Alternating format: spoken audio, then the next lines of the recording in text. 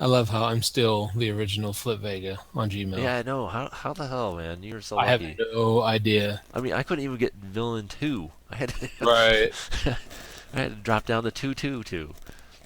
Well, that's just on my Xbox handle, Black Devil 3. Well, it was originally just Black Devil, but then they were like, nope.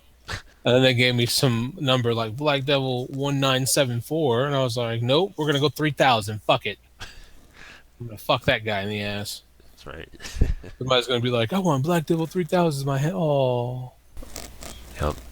We're already thinking the next millennium. yeah. You gotta be one. You gotta be 17 steps ahead, my nigga. Live, Prius, or Die, Episode 2. It is Tuesday, November 10th, and we're about to get it on. This is Yeah. Will, and my co-host. He is ever present. The ever brown kid, Mondo. Yeah, he just told me he came out of the shower, so he's all nice and wet and sloppy for you. Yeah. Don't make me tell them what you said about your little wedding packs there, buddy. Hey, you know what? I'm only gay on the weekends.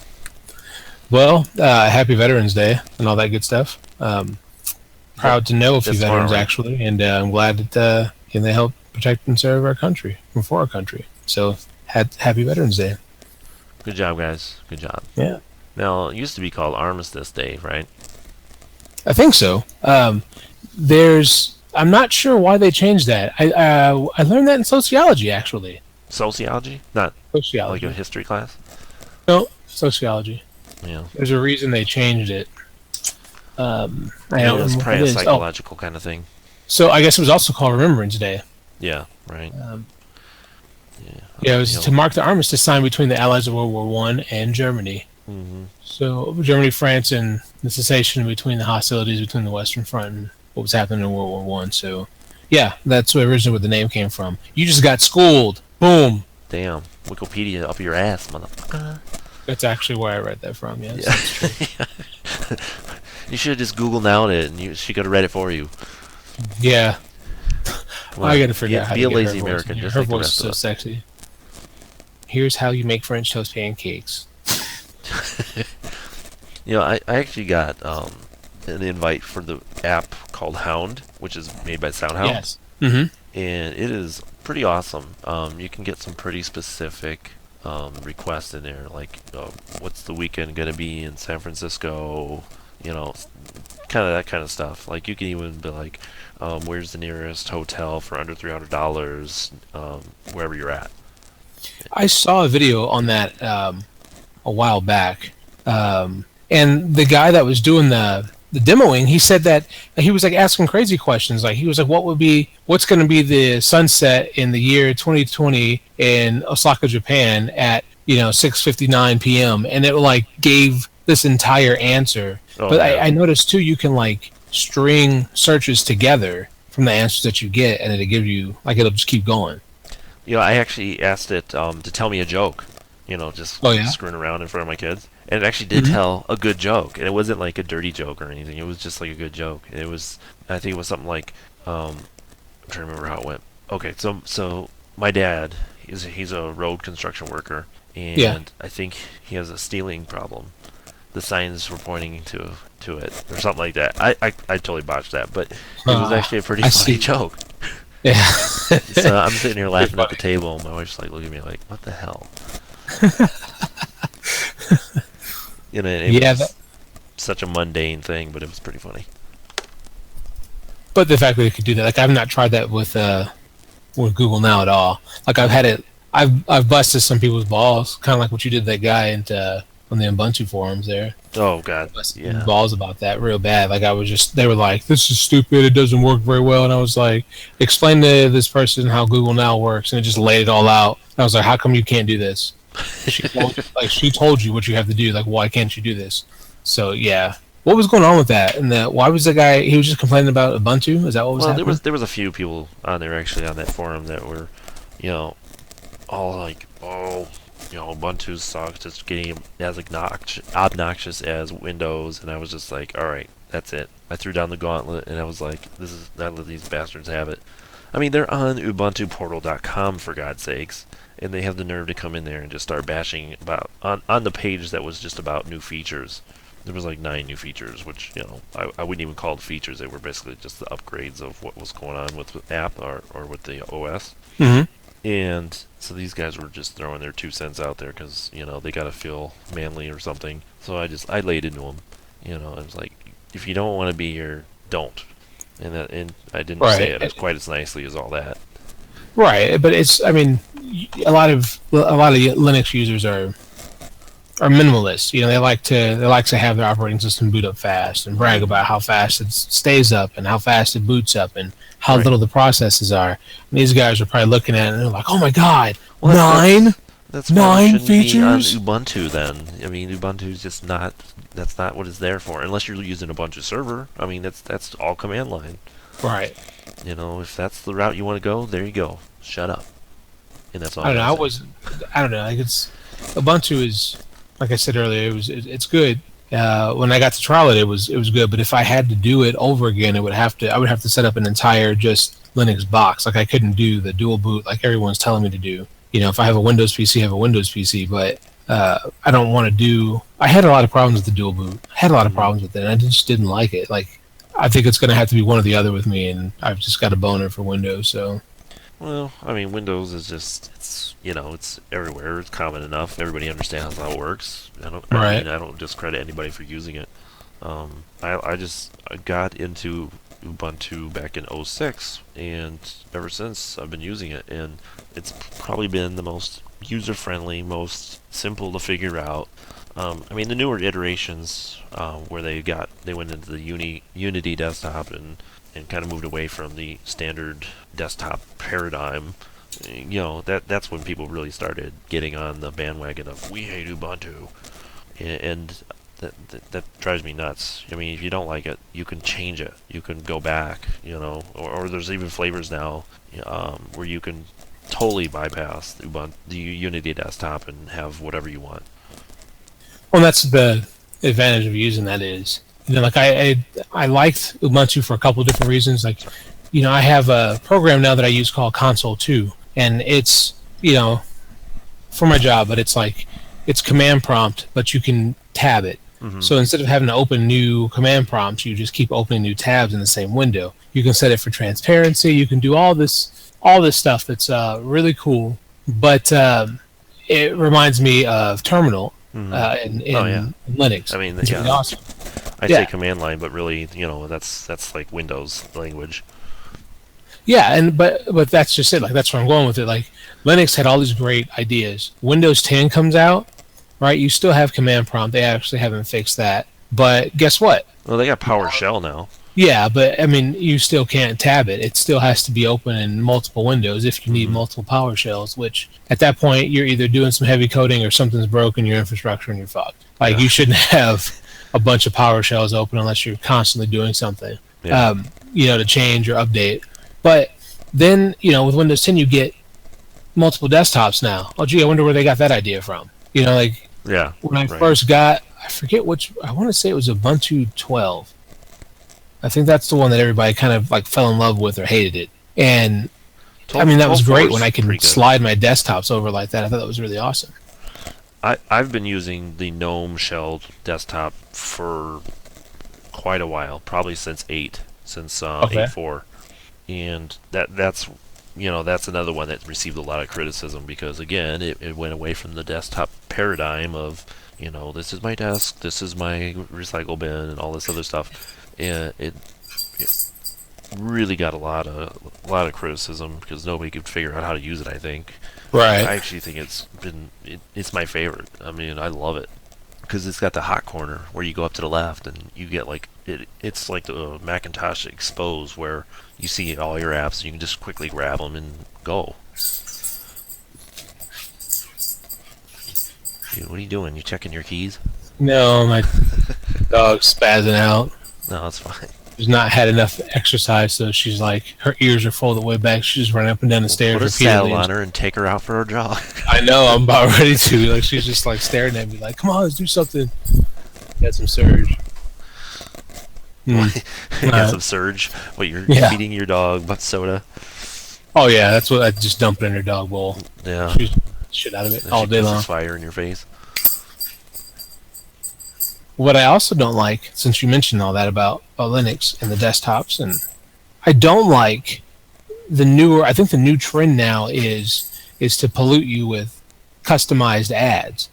I don't really like that at all. I just like today, and I fired up, or actually, I leave my Windows 10 box on. So I came in and I look, and there's like a little notification thing down there, and it's like try Office 365 free like 7 times. Mm-hmm. And I'm like, well, if I said no the first, I don't know, 12, why do you think I want to keep seeing this? But it is Well, coming to that. It's like getting to you're that point cracking where it. everything's customizable. Like ads are going to be directed towards you for the things that you're interested in, and then what they think you're interested in. Right. And they're already doing it. Oh, it gets worse every day, and it's websites are getting just obnoxious. The Hmm. overlays that pop up and the videos that start. It's just, I mean, next thing you know, you got somebody talking, and it's like, where the hell is it coming from? You gotta sit there and close down like all your windows just to find the damn thing. Right. And it's like a It's, pop up that's hidden behind your browser, and it's just sitting there. You're like, what the hell? that brings us to the block apocalypse, where everybody's starting to use pop-up blockers, or not, well, not pop-up blockers, but ad blockers. Hmm. I mean, and pop-up blockers. That's just an extension of the whole thing. That's where it all kind of started. Yeah. And who was the guy that of that iPhone app that you could get that will block ads, like all of them, but Oh he yeah, yanked it after I think a couple 100,000 downloads yeah. because it started to block his own ads for his own product. Well, there's that, and yeah, I mean, there was some, I guess, friends of his that had other podcasts and websites that those advertisers were on. So he was getting pressure from not just himself but others. So Yeah, and yeah, that so he had basically talked Apple down into actually refunding, and it's not a very easy thing. But he's, I guess, such an accomplished developer for them that yeah. they followed suit. Yeah, I mean that would make sense. You start kind of hurting your own revenue at that point. So, but there was a book that my mom was reading recently, and she was telling me about. It's called Feed. Mm-hmm. Have you heard about that? No. Kind of a scary thought. Feed is. Let me see if I can find a brief synopsis. But basically, what she's telling me is that everyone has a chip inside their head, or like under their skin, or something. Mm-hmm.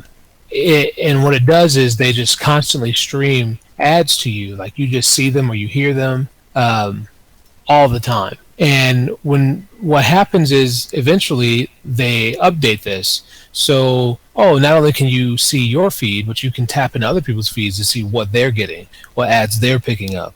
And it is kind of a scary thought because it's like we're heading kind of in that direction with customizable advertisement. Google does it. It'll take your photos and say, "Hey, here's your year in review," and it's like, "Thanks," but what if I didn't want that? What if I didn't want that targeting specifically toward me, so you Yeah, I can mean, produce yeah, revenue? that's a little. I think that's a little different because it's not so much advertising, but it's just you're logged into Google, you've opted into their ecosystem, obviously, right? So they Right. just took the information you're kind of freely giving them and tweaked it to be like, hey, here's your day back in May of whatever, and hey, this is how it all came out. So Right, but it uses those photos though too for its own advertisement. Like if you, I don't know if you have a Chromecast, I've got one, I don't. and it just pulls photos from wherever. Some people Mm. take them and they're like, "Hey, this is Jordan, cock blockers picture of a sand mound," and or it'll God pull damn like that Jordan! someone's. He's always blocking But my cock. yeah, but I haven't like seen. You know what I mean? Like I haven't seen like someone's random vacation photo up there. I've seen like professional photos, but I mean, what's to say that's not next? Is like here's some random person just because it's on G Plus. They Hmm. we tap in their shit. Well, Google, of course, still trying to resurrect Google Plus by, trying to offer people, hey, here's somebody you might know and might not care for or whatever, but talk to them anyway. Right. I mean, Google Plus is, I mean, I think it's going away, but if it sticks around at all, it's just going to be for the really devout Google people that really want to just keep it all under one roof. Yeah, and that's me. Like I'm a big Google fanboy. I haven't bought all their gadgets yet, but Mm. um, You got a Chromecast. That's more than I got. I got a Chromecast. Yeah, but I don't have like a Chromebook or Chromebooks are cool. I've used them. I used them at work because we try to use them as kind of like a kiosk kind of computer. yeah. Um, and of course that was me doing something on my own because our IT department, was a little bit stifled. They couldn't get anything moving. Hmm. And that's when we found issues, like the fact that a Chromebook can't, well, it can, but it can't work on a non-static IP address network. It really Why? needs to. It really needs to be an automatic DHCP address because that's just how they're geared. Out of the box, that's how they're geared. I mean, you can turn on static IPs, Hmm. but it's a hassle, and you got to go in developer mode. And if the thing restarts, there's a nice nasty, oh my god, the world's gonna end if you don't hit the spacebar right now.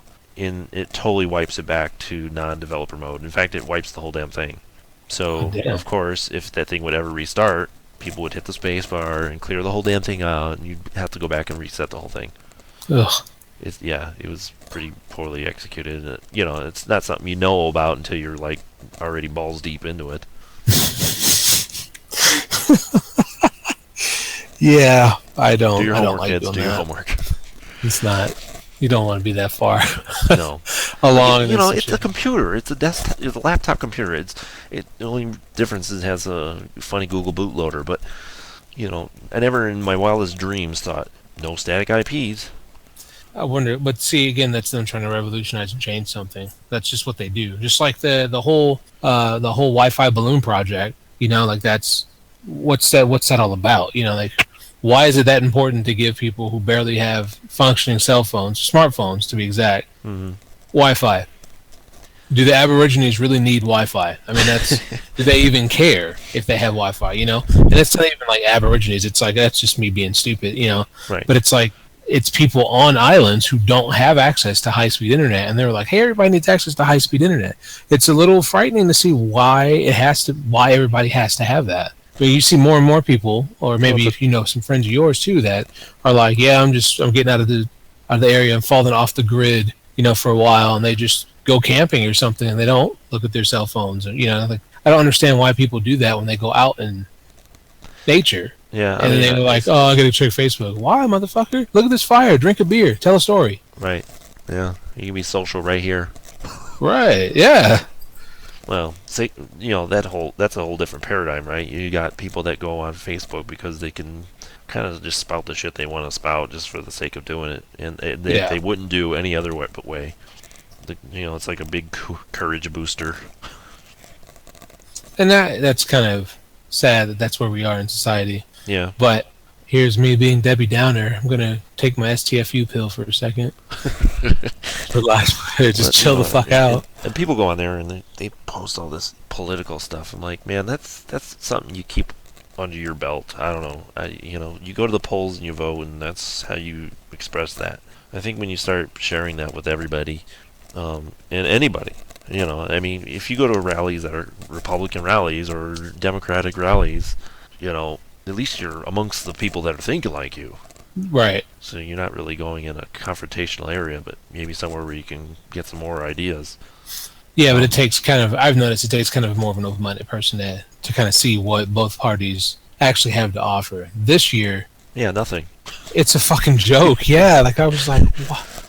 I want to vote for D's nuts. Like I do. Like it's a throwaway vote at that point. But I mean, of all things, the Simpsons have predicted, and it was Donald Trump running this year, and that's really really scary. And there are people that are like, he is so awesome. He's like the best thing. He's going to resurrect this country. And I was like, on the backs of immigrants who he's trying to send back home after they're done building the shit. Like, like it just doesn't make any sense to me. Like why he would be the guy. It's kind of reminds me of when people were voting for not John Kerry. Who's the other guy? The Mormon guy last year. Oh, yeah, God. That's his name. And it wasn't even like I didn't even look at his religious background. It's not even about that. That's how much of a impression he left on us. We have no idea what his name is right now. Yeah, I cannot remember his name. Mitt Romney. That's right, Mitt Romney. Yeah, he. People were saying that he was just like they were calling him like, or comparing him to like average Americans, and I'm like, no. He was at a rally that he paid for, and the jeans that he was wearing were like $500. I'm like, how is that average? Because that's a car payment, that's my mortgage, that's like a couple other, you know what I mean? Like $500 to an average American is a shit ton of money because that's food, diapers, formula, health insurance. You know, that's a lot of stuff, and people are just so blown over by that. They don't really see what the candidate has. But I mean, I guess it makes for a good politician too, because then if they can't really see who you are when you're wearing this disguise, then you can get in there and do what you want, you know, to an extent, and say, hey, thanks for voting me in. Bend over. You know, seeing how things have played out, even with Obama in office, just has really discouraged me on the whole process. Right. You know, I'm not gonna sit here and say who's doing right or wrong. It's just obviously nobody understands that things need to change. Period. Yeah. You know. Yeah. This world can't sit on its knuckles or on its hands and just wait for things to work out. If things are going to get better for anybody, people got to be willing to bend and move in the right directions. But nobody's willing to give up any ground anymore. Well, and that's the sad thing. It's I totally agree with you there. Two fat single guys. Yeah. That are apparently equal weight. It's like what you said. Like I'm not trying to fault one side or the other. And I know I did pick two Republicans there as examples. But it's not even about that. Like it's honestly, why is it still structured the same way that it has been almost since we founded our government here? You know, like why do we still have these people, these politicians in office that have lost touch with what's really going on out there, and they continue to pass laws on our behalf? It's like that's not how that works. You know, if you don't know what we need, then why are you making decisions? Yeah, they're building these glass houses that they can just maintain forever and ever and ever. You know, without anybody throwing any stones at it. Mm-hmm. And I think at this point, you know, I mean, even like the Electoral College is a great example of how antiquated our system is. You know, here we're going to give all the votes to one state to the guy that just happens to win the majority. Whether I voted for Republican or Democrat, Indiana's going Republican, period. Always, and so it's like a waste of my time almost to vote. Right. You know, and until they take that away, and they won't, because actually that's, you know, they gerrymander it so that people win in certain areas and not in others. And until that changes, things will never really be influenced by real people's emotions and feelings. Right, and they're not going to see. I'm comfortable. No one's really kicking me out of bed here, so I'll just wait until I'm affected before I say anything. That's just a perfect example of that, man. Is the fucking Starbucks thing? You know, the Starbucks cup. Oh, the red cup. Yeah, I heard that. I heard them like, oh my god, get a life. Yeah, like who honestly gives a shit? You're running around. And this guy doesn't even make any sense. He's saying that they're trying to take Christ out of Christmas and Christmas out of society. Okay, well, who's out there? Where are the Jews at? You know, like, hey, the cup should be blue and white. Right. You know? Or even better is there were snowflakes and reindeers on the cup, and I don't see the correlation between that and Christ. It wasn't like they're removing Jesus himself on a crucifix on the cup. I could see people get upset about that because, hey, this is why I go to Starbucks. It's because I like to drink coffee with my Savior. You know what I mean? But it's not that. It's things that have to do... bring your freaking Bible. Right, yeah. It has to do nothing with that. I mean, the two things are obviously together. They belong together. But I don't understand why this guy is making such a big deal about it. It's a streamlined holiday cup. And one of the colors of Christmas is red. Mm-hmm. So why make a big deal about this? You know, to the point where now Christians look even worse. You know, had the entire gay marriage thing, and it's only been a handful of these people that want to, you know, express an opinion, but do it the wrong way. Right. Yeah, I just didn't understand how this guy he went off on. There's a whole video, and I'll try and upload that. But there's like this whole 7-minute video, and the whole time this guy's like basically bashing him and kicking his ass verbally, and he's like, you know, coming through Skype, and I don't have his audio at all. All I hear is you, and he's talking about the interviewer, and I was like, great, this is like a one-sided argument. It's like there's no point at this point. Like she's trying to interpret it, and it's pretty funny because the guy makes several points against what this preacher is saying, Hmm. but she condenses it down to like, oh, basically he just called you a bigot, and I was like, that's like maybe 2 seconds of what he said. Like, why are you? But Right. CNN, you know. Well, of course, you know, the media, they got to take it to such an extreme that, oh man, this is going to boost our ratings and make us look like, you know, we're all over it. You know, Yeah. going back to your point about reindeers and snowflakes, I mean, it's a perfectly good example of those things shouldn't be involved with Christmas because, A, if you live in California, you've never seen a Christmas with snow.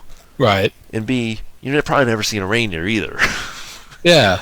Yeah. Well, I mean, and my cousin who lives in Puerto Rico, like, she's said that, like, she didn't see snow until she moved to New York with her sister, and that was like the first time, and she was like, "Damn, like this is kind of it's fun, but it kind of sucks."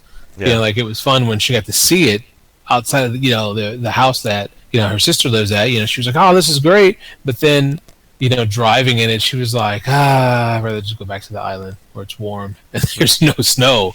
Right. You know, like it's just not. I agree, man. Like, but I mean, that just gives somebody has to bitch about something that we are so offended by so many things now.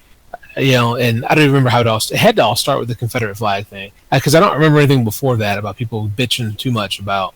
People would always complain. Like back in the day when we were growing up, the big thing then was like violent video games. And you had that attorney who was always fighting against it. Like he almost pulled MK2 off the shelf because this is teaching our kids to be killers, and then he had a hard on because Manhunt came out by Rockstar, and it was like this is a virtual kill game.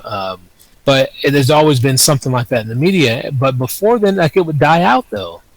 It just wouldn't be as big as it is now, and people just. I feel like people every just year bitch somebody comes up with this, Christmas is being taken away kind of thing, and it's just I don't know. It's just ridiculous.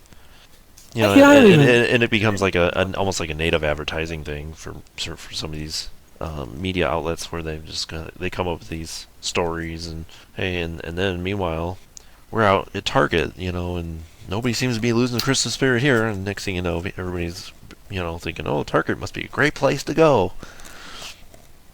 Yeah, that's kind of another. That's like advertising. That's Target. Target. They do that around the holidays. Right. That's what I think they get a little more business during the holidays. Honestly, partly because of their colors. Put some snowflakes and reindeers on it. Oh yeah, let's see how long that lasts. Yeah. Somebody will be like, I don't celebrate that. I celebrate Hanukkah, and yeah, you'll get that. But yeah. It's just like, don't people have bigger issues to deal with, like, the refugee problem in Europe? Oh my God. It's getting worse. I mean, yeah. I don't know, man. I think we're on the brink of another war. Another big war. Every time I think we're going to end up policing big wars. I think this is going to end up happening. Yeah, well then everybody just hates us. Right. But every time Europe goes to shit, then the whole world goes to shit. And that's, it's never... To see those people have to leave for one reason or another. Mm-hmm. We watched... my wife and I watched a documentary. Well, it wasn't a documentary. It was on the news about what these people had to do, like how far they had to travel. I mean, it was quite a distance, but it took them like weeks to get to where they were trying to go to. And I mean, it's just sad. They're like living out of terminals, train stations. Sometimes they had to walk to, almost across the city to get to a certain place they had never, a place they've never been to before. Right. And like, how do you eat? They had a child. Like it was I'm not gonna say heart-wrenching, but it was like it was bad. I mean, I felt for these people because I don't have to deal. That's not a reality in my life. In my world, I don't have to worry about that. A lot of people are really starting to freak out at that. I mean, none of these people are like documented people, so they have no idea who these people really are, or what their real intentions are. They could be just blending in with the crowd, and next thing you know, you're gonna have a suicide bombing in the middle of Berlin. Right. Because from somebody's country disowned them, or they had to leave for whatever reason, But again, they're just blending in with the crowd that's leaving out of Syria. Mm-hmm. And that, man, I mean, just to see the turmoil there, I can't even imagine. I can't imagine being a child and having to do that. You just have to leave your home one day. Yeah. And it's like, what do you do? you know, how do you? I can't imagine how to survive that. You know, I don't have the words to kind of even describe that because it's something that we'll never deal with. yeah. Or we hope we'll never deal with. But you know, I mean, Russia's getting involved over there. We're getting involved in there. You know, and that's the biggest problem. Nobody wins in the Middle East. Nobody. Right. And the more we get pulled into this problem, just the bigger it's gonna get. Yeah, and that's why we're shipping more people back, more soldiers back over there. I'm telling you, like it's just going to be we're going to be policing what these other countries are going to war for. We're just going to be there to kind of kick things back into play. I hate to see that because we don't need to do that. We need to bring our guys home and let some of these countries kind of work things out. But at the same time, they look to us. Yeah, but it's gonna only backfire. It always does. We go in and try to be the heroes, and we end up getting shit on later. Yeah. Well, on a lighter note, I have a boner. Start slitting your wrists, boys. Yep. We really drug this one down.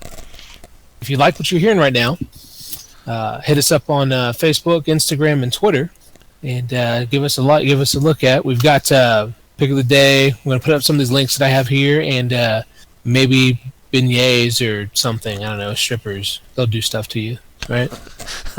They'll do stuff to you. I love it. Yeah, like in the champagne room, they're gonna give you some Ghana Sipa Hercules. I don't know what you said, but I like it. Check us out next week. We'll be here playing with titties and all that good Hookers stuff. and blow. So, are you playing with titties? Are you playing with your own titties? Me? Yeah. I'm not that fat. All right. I put away my man boobs earlier, okay? Awesome. I like to use baby oil. Yeah. We had a conversation before we started talking about, I don't want to hear any shuffling below the waist. It totally reminds me of an old episode of The Kids in the Hall, which I swear was like the best comedy show ever. I know you love that show. I did. I really did. Even though the guys were like gay, or maybe I don't know, some of them were gay or all of them gay. Whatever, doesn't matter. They were just hilarious, and they obviously had no issues with cross-dressing. But anyhow, nope. They had this one thing. It was called they were called shirling or something. Mm-hmm. And they had all these guys with kilts sitting at a table. And the guy is like at the end of the table is like a referee, and he blows a whistle, and you see all these like grown, like muscular men shuffling their arms under the table, and the whole, you have no idea what's going on really, other than you think the worst under this table. Right. And so like you don't even know what the game's about until one of them pulls the other guy's kilt out, and that's the team that won. It's not right. It is so wrong. What the fuck is wrong with this guy? That's why I love that show. I mean, they had like just the most crazy, insane shit and stuff like you would never see even now. Yeah. And probably my still favorite episode was the one with the salty ham. I think I've told you Oh, about that. I remember that. Yeah, that damn salty ham. He's drinking a pitcher of water. He just keeps going on about how salty this ham is. And I don't know why, but it was just, I lost my shit on that one. That's funny stuff there. Well, reach out to us next week, and hope you enjoyed the show. Peace.